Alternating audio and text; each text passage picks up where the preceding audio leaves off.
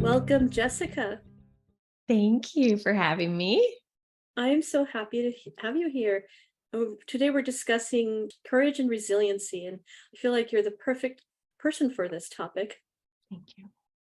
So, without further ado, maybe share us the high level story of how you arrived in where you are now, and maybe even further background. Yeah. So I'll focus more on courage and resiliency just because that's our topic today. But it really starts with my father and his journey with schizophrenia. And it's been such a tumultuous journey and unpredictable. The environment that I grew up in was pretty challenging. And gosh, I stopped seeing my father when I was about 10 and reconnected with him about 10 years ago. And it has been such a magical journey. And why I love it is because we are in such a healthy place now. And I know that's not where everybody is, especially in regards to mental health or having hard childhoods or experiencing trauma. So, my whole goal in life is actually to help people that have been through hard times. I like to say gritty. And my whole theory is actually the grit in our life actually creates our beauty, just like the pearl inside the oyster is created through the irritant inside the oyster. I think the same is true for all of us. So much of my life, I actually hid what I went through in my childhood because of shame, because of guilt, because of the fear of being judged for it. And also, quite honestly, I just didn't really understand what was going on. And so it was easier for me to put a mask on in front of the world and try to be perfect and really move through the world without that experience. And now I am just grateful for everything I've been through because of my healing journey, because of some of the tools I've learned in my spiritual practices and spiritual teachers. And yeah, so anything I can share to help others that might be listening, I am happy to dive into. And it's quite the journey of when you experience something like that as a child, there are no words to describe what you think. I believe some of us, I can speak for myself included, you are aware that this may not be the normal. I don't even know if I knew that um, because it was all I knew. I knew something wasn't right, Yeah. but being so young, I didn't really have the knowledge or the wisdom or the resources to tell me otherwise. My mom, she's magical and so strong, as is my dad. I mean, I don't want to take anything away from him. What he's gone through in his journey is so challenging, and I can't even imagine walking in his shoes either. But my mom did a really great job in protecting me and also keeping me safe, I would say, as possible in the situation. And so yes, in some ways I was protected from some of the craziness, if you will. And in other ways, even the craziness was normal. So yeah, it's layered, it's complicated. It's definitely not black and white. Yes. Yes, I think that none of these stories can ever be like a linear story where it's just void of the details, the context, when did it happen? And the compassion layer is so huge. The fact that you understand it from that perspective. So, what then? I know a little bit more about you than most people since wanted you on my podcast, but maybe you can share a little bit about then the inception of the site you created and what you do now. Thanks for asking. It's called Life Shucker. Cracking people's shells open with love. And really, it came from trying to understand my own journey and make sense of it all. And so that's where that metaphor of the pearl started. And I had spent so much of my life hiding, and ultimately what now I call my shell. I was hiding inside my shell. And sometimes that's natural, sometimes that's appropriate because of the circumstances. And sometimes we just need to retreat from day-to-day life, and that's absolutely okay. But what happened for myself is I was living inside my shell for years because I was so afraid of the world. And what I found on my own journey is that I really found myself isolated.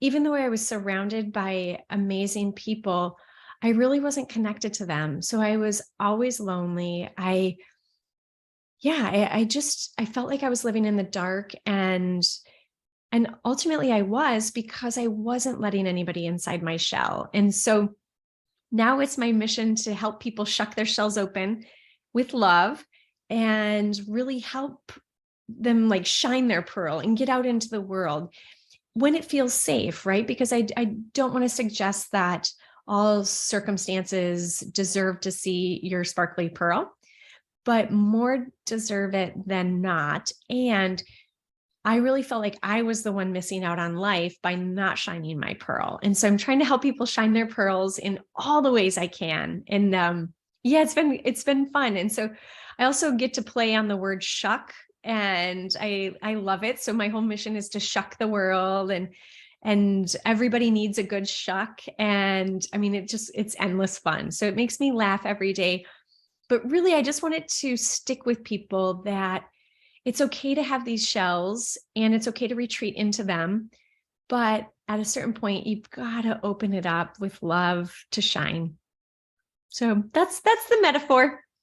I love the metaphor, and I feel like a lot of us either unconsciously or consciously are in a shell. Maybe not all the time, but it's happened to a lot of people. A lot of the guests that I've had have gone through their own journey. Now, what I learned, I was surprised with just before I hit record, is you went to the same school in that our fellow friend did, Donna Bond. Share a little bit about the school, what they do there, and how you arrived there. It's called the University of Santa Monica, and what they teach is spiritual psychology. It's the only thing they teach. Doctors Ron and Mary Hulnick, they are brilliant, and they've been teaching it for 40 plus years. And what it was essentially 2 years of digging into me, understanding who I was, what my limiting beliefs were, honing in on my intuition, breaking through my fears. And it was some of the hardest work I have done. It was 2 years of tears and experimenting with new ideas and new behaviors. And it was also so liberating because I came out of there just feeling more of myself. And ultimately, that's what I hope all of us can do, is be who we are and break through any of our fears, patterns, programming, belief systems that are no longer working for us. So it was so liberating. That's ultimately why I became a coach, is because it changed my life in such dramatic ways that I wanted to give it back to other people. And that's what I've been doing ever since.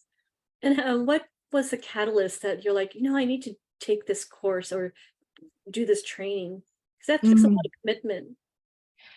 There were two things. One, I kept finding myself in relationships with men that were emotionally unavailable.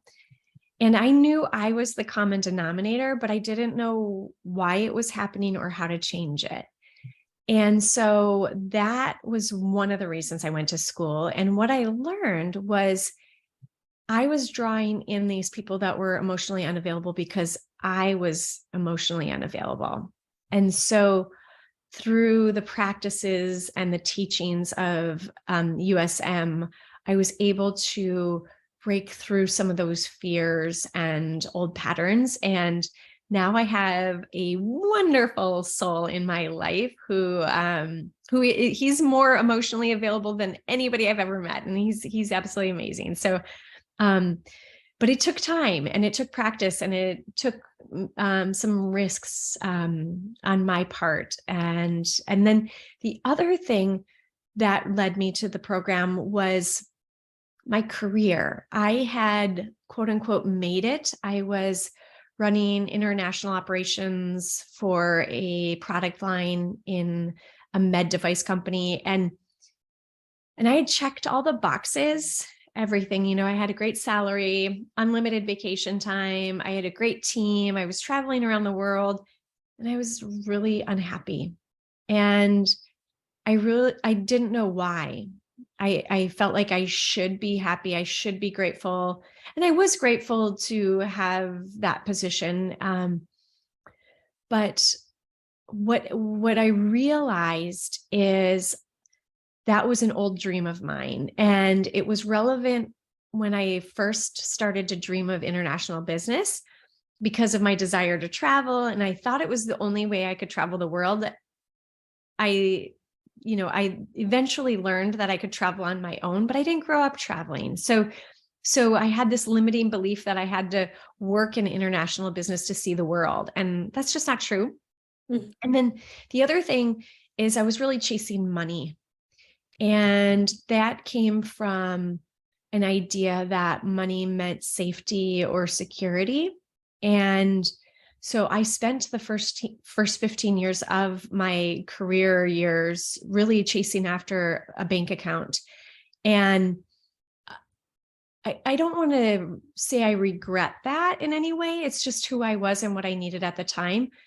But ultimately, I learned that money is not what gives me security or safety. In fact, I don't know that anything does. It's just having trust in the world and knowing that I'm going to be okay no matter what situation. And so once I had that realization, it liberated me to make a choice for a career that was more aligned with my heart and more aligned with my soul. And now it's unbelievable. I like jump out of bed getting to do what I do every single day. I'm so grateful.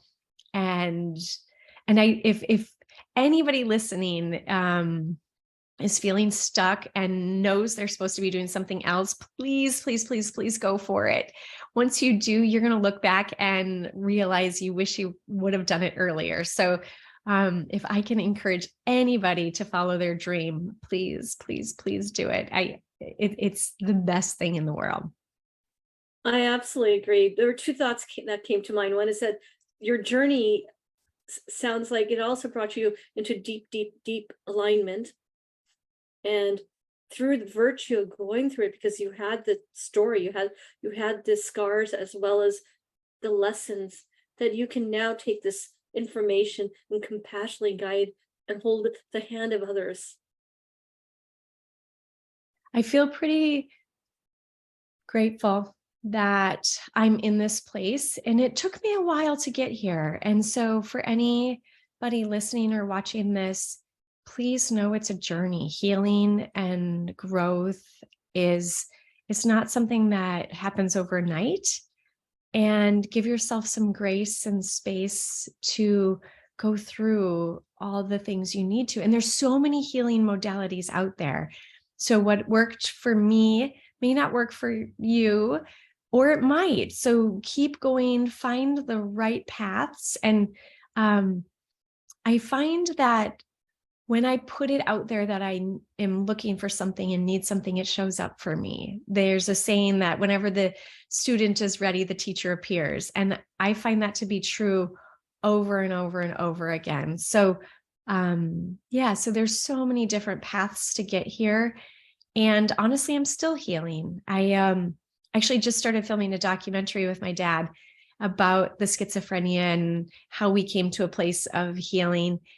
And through that filming, I found some new places that I have to work on. And I'm grateful because it means I'm ready to look at those and grow through those. But it's just a journey. And I think that's important to remember is there's always more to be discovering about ourselves and to keep attuning to what is right for us, because who we are today versus who we are tomorrow is different. So there's always a rebalancing of what our priorities are, and paying attention to what our soul's really asking for. Oh, you're on mute. You mentioned so many concepts that I can deeply relate to. One is giving yourself grace. You mentioned the word grace. Now, healing is a journey, and for me, it's an everyday thing. Like, even though I am equipped, quote unquote, with these tools and techniques, and I practice them daily, I will have my periods where I'm like, okay, I need to readjust or recalibrate to tune into my inner source again. Now, mention some of the modalities that have been working for you, because again, they will change. Maybe you'll use new ones tomorrow, but what's Yeah. what's been helping you help other people as well? One of the new ones I've discovered is I went on an 8-day silent retreat, and it was self-guided. So it was just me in a cabin in a little town called Julian here in California. And that was incredible. I had heard about the idea and the concept about 7 or 8 years earlier. And I thought, oh, how could I ever, part ways with the world for that many days? And it's one of those things that, man, I wish I would have tried it way back then, because it was so magical. It wasn't easy. There were some challenges because I was just sitting with my thoughts and my feelings, and I did a ton of meditation. I would just sit in nature, and I spent hours watching the sunrise, and it was unreal. And so I have been encouraging people to go on silent retreats. There's some that are structured, so you might find it called a Vipassana, but I encourage everybody, even if you can only do one day, start where you can and build yourself up to the 8 days, because the connection to myself and spirit was like nothing I've ever had before. And I'm already looking forward to my next one.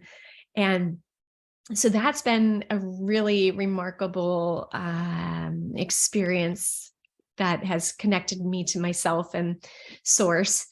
I would say other ones, I always have my own life coach. And so right now I'm working with a woman, her name's Dr. Anne Marie, and she's brilliant. She's teaching me how to live life from an energy level. And so I am practicing all these new things, like honing in on my intuition even more, and tuning into the wisdom I already have, and just really quieting everything else down so I can truly listen. That's been powerful. And then just realizing the power of my mind, how our thoughts influence our emotions and our choices, and like rewiring them. So noticing what is going through my mind, and knowing I can choose which ones to believe or not. And then I create thoughts that are more supportive as well. So that's been really powerful in helping me heal and grow, and just live life in new ways. I love the fact that you are open and receptive to those newer modalities. It's probably just like myself, where you have the existing modalities, but then you incorporate new ones, and it's just continually helping you become the next person, the next version of you. Yep. Earlier you said that who you are now may not be the same person you are tomorrow, and it's so absolutely true, because just within the last couple of weeks I've been shifting some modalities around in my structure, just to kind of give myself some grace. And I'm not even the same person I was a week ago. And I'm like, I said that to myself this morning. I'm like, is that even possible? Because most humans in modern society would be like, you didn't change over a week. I'm like, I think you can. I believe it. What are you open to sharing what modalities you've been practicing? Yeah, so it's been easing in, but while most meditation traditions include pranayama, breath Mhm. work, it's almost implicit part of the meditation. But I started to practice a more explicit, focused breath work um, patterns through a coach. And I do it day and night, morning and night, um, as regularly as possible. So it could be something about reduction of anxiety or going to sleep or increasing your alertness. And they're very different breath works, Hmm. but just zeroing in on just that as its own modality. Another one I've been gradually easing into for close to a year, but now I'm really zeroing in on it, is earthing. So grounding. I just interviewed the author of the book who wrote the the book on earthing and grounding. So I'm doing that in addition to meditation. Wonderful. So what is earthing? Is it Um, um the most simple definition is having your soles of your feet or your hands or somehow your body um connect with the earth, but without any um separation. So you're actually grounding your energy to the frequency of the earth, because often in modern world we're wearing shoes and synthetics and we're dysregulating our energy. mm, wow. So Beautiful. I I I love being in nature and it recharges me in so many ways. So I can't wait to read that book and learn more what she or he has to share. So, I'll share more. I've got a podcast and blog coming out, but the key is try to keep your feet barefoot. okay. Yeah, Fantastic. Thanks for sharing. I always love learning new tools. yeah, me too. And I want to learn more now about what do you offer to people who arrive at your site, because I have your site open here, and I Yeah. love the name. But tell us a little bit more there, so that people are like, I want to work with her. What would they expect? What can they expect? There's a number of different ways that I work with people. So one-on-one is how I started. And I still am doing that and I love that. And all they have to do is email me and we'll set up some exploration time to see if there's alignment. And actually, I'm launching my first group of deep thinkers and feelers. And so I'm super excited because this group is going to be working together for an entire year and really diving deep into some of our programming and doing a lot of dream analysis and energy work and everything like that. So that's a new form of how I am going to be putting some of this into the world. And then I'm actually working on my first online program. It's called The Good Shucking Life. And that will probably be available closer to the end of summer. And what that will be is a number of different modules that people can take at their own pace and learn at their own speed about different tools that I use in really bringing out what my soul's desire is, and then aligning my mind to bring that forward, as well as taking action in the direction of our dreams. So think of it as aligning the mind, body, and soul so your life flows. And so that's what the good shucking life is going to be. And then, uh, yeah, I sometimes do online programs that are live. So it's really just a part of being on my newsletter, which is called Pearls of Wisdom. And that's where I let people know what is coming next, and also just give free tools, because I think this work is so important. So I've started to put more tools out on my YouTube site, which is just Jessica Zemple. And really, because not everybody can do the one-on-one work with me, and I still want them to have the tools so they can explore and change their life and still live the good shucking life. I just love it. I love the fact that everything, even your website, I encourage people, they'll be in the show notes, liveshucker.com. It's such a beautiful, happy and just witty. So, and the content is so witty. And I love the fact that you come up with a theme for the next program you're coming up with. This all of it is brilliant. It is coming from your heart. It's clear you're happy, or at least it's coming from a place of joy. Thank you. I love it. It really has been. It doesn't mean it hasn't been grit in my life. Even recently, I was a caregiver for my former partner. He's healthy now, but walked by his side through stage 4 cancer. So I am the first to tell you that these tools work because I have been through grit even recently, and it's using our spirituality, leaning on our communities, really tapping into my faith and trust and all of that helps me through these gritty times. So I love that you see the joy, and I've still got grit, and that's true for everybody. And so it's really, how can we stay in balance and find ourselves and be with ourselves even when the waters are rough. And so so I love that you see the joy. I feel like that most days, but there's some days that are harder than others, and that's okay too. And I just see that you also guide people through their goals and their where they want to go. So it's not just about the day-to-day stuff, but if they have some life goals, it sounds like you help them navigate that path.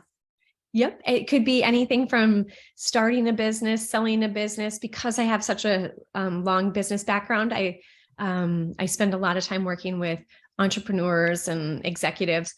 And then also I have walked people through journeys with cancer or losing loved ones. So it's not one specific thing. And the beautiful thing is all these tools and ideas and concepts work no matter what you're going through in life, and no matter what age you are, no matter how experienced you are in spirituality or not. Like it's life skills that we all benefit from no matter what's happening. And the entrepreneurial part is so cool because you're bringing this balance of you can become an entrepreneur and live life while having fun at it. Yeah, Now, one thing I know from your site is you have a self-help guidebook, right? Tell us a little bit about that because I'm sure the audience would love that.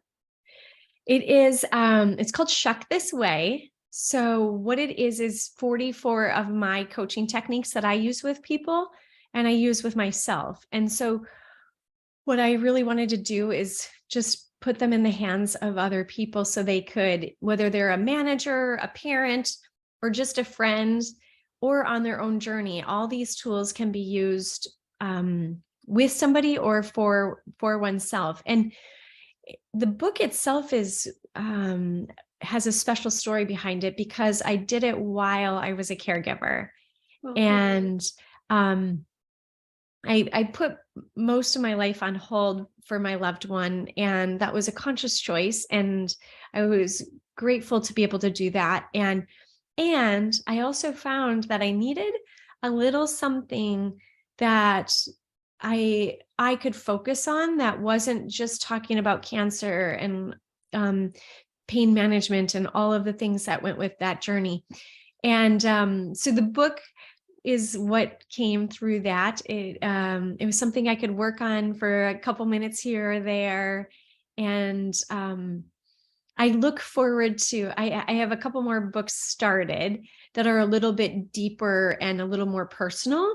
And I can't wait to bring those to life as well. But this was a start. And I had always had a dream of writing a book. And so here it is, which is great. And so people can actually get a free ebook copy of it if they sign up for my newsletter or just email me.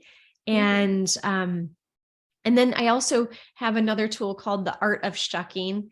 And that's a 7-step just protocol or practice that people can use to really hone in on their thinking and look at where they might be able to make some changes to really support themselves in moving through one of their dreams or one of their challenges. So lots of free resources for everybody to have. And if you can't find it on my website, just ask me, because it might be a book I recommend that somebody else wrote, because there's so many great people and teachers and resources out there that it's not just limited to the things I've done, but I'm happy to help anyone with anything they might be facing. I see your passion. I see your heart and everything you're doing. Not only in your smile and your, they're just, it's kind of, it's emanating out. I Thanks. think you're a huge gift to the world.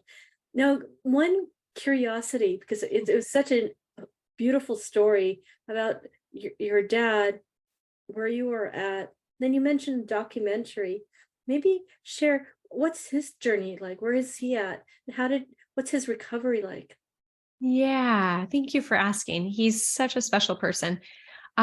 He lives in his home, and he's got a number of roommates that he's really kind of created his own family. So his roommates are Brett and Jason and Demita, and the four of them are just beautiful to be around. They all have their own journeys and stories, and they live in a way that's different than I live every day. And um, so part of my work has been to accept the way he's living and honor his choices and not force what I think is right or what I think he should be doing onto him. But um, he has been on medication, and I do believe that it helps in some ways. It's a longer conversation that we could probably go into for hours, because I have a I have varying opinions, because I have seen him over medicated where he's just kind of almost catatonic. So he has been in and out of hospitals and situations like that. And I in no way am I insulting those institutions, because I'm grateful that they exist and I know they're doing the best they can as well. But I do think there's a better way for all of us to be approaching people that are having experiences with schizophrenia. And we just don't really know enough about it. I I might be biased. I might be defensive because it's my father.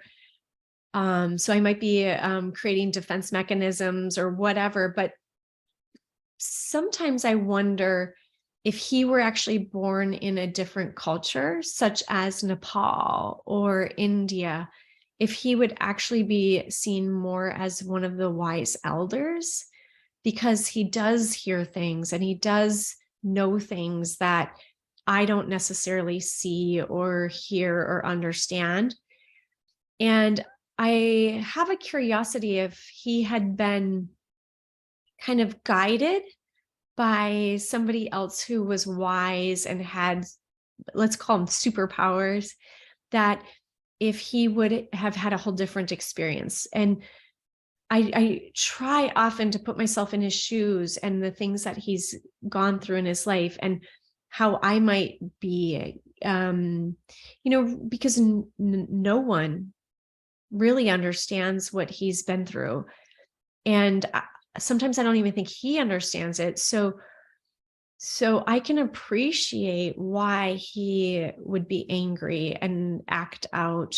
It doesn't make it right. So I don't want to condone his behavior in any way, but I do have compassion and curiosity about it. And um so I love visiting him. He's in Minnesota, I'm in San Diego, and what I see is just he's so content now. And to me, that's beautiful. He also is one of the most accepting people I've ever met. One of somebody he knew stole his car. And, my normal reaction would be like, okay, well, let's call the police and get it back and take care of this. And his perspective was clearly that person needed it more than me. And I was shocked because here's a man who doesn't have a lot of means to buy another car, yet his perspective was truly so loving and compassionate. And it made me stop in my tracks and think, wow, I'm not there in my journey. I don't have as much faith or trust as he was displaying in that moment. And so yeah, so there's a lot of beautiful things I've learned from him, as well as some of the challenges I've had to overcome. And but yeah, so he's got his home, and then he's got all these angels around him too. He's got some church friends that check in on him. He has a social worker that, comes and makes sure he's taking his medicine. And I mean, it's really beautiful to see the world come together and offer their gifts and be angels to him, and then he's angels to other people, and it's just beautiful. I feel really happy to hear that at least not at least, but he is at a place where there's love around him. Yeah, he does. He has so much unconditional love around him, and if everybody could have that kind of love, I think it would help change the entire world. And so, and I'm no doctor. I'm not an expert in schizophrenia, so these are just my thoughts and m- what I'm experimenting with. And yeah, so who knows what more I'll learn. Hopefully I have at least 40 or 50 more years on this earth to discover more about schizophrenia, but if this is where it ends, that's fine too. And yeah, but it's been it's been a highlight of my life. It's definitely been in the forefront of my world for my entire life, and probably will continue to be, which is okay. Well, it's what brought you back to the spirituality. So on one hand, you were saying that you were doing really well and sounds like corporate, but you realized that that wasn't where you wanted to be. But maybe even this original catalyst was the pain, which now is turned back into compassion. Yeah. Well, this is wonderful. I thoroughly, thoroughly enjoyed your heart and your sweetness, and I'd love to have you back again in the future. Absolutely. Thank you for giving me this space and your thoughtful questions and giving me a platform to share my heart and my journey. I really appreciate you. Well, I appreciate you too. And I feel like you were so spot on about, and you may not have used exact words, but just talking about grit alone is in reference to the resiliency. Yep. We do have resiliency. And thank you so much for sharing with us your journey, because you've turned all of your knowledge and the pain into tools to help others. Thank you. Yes, and there's more to come. I'm going to be your cheerleader. I want to see more. Thank you. I appreciate that. And you. Thank you. Well, have a good day. Thanks.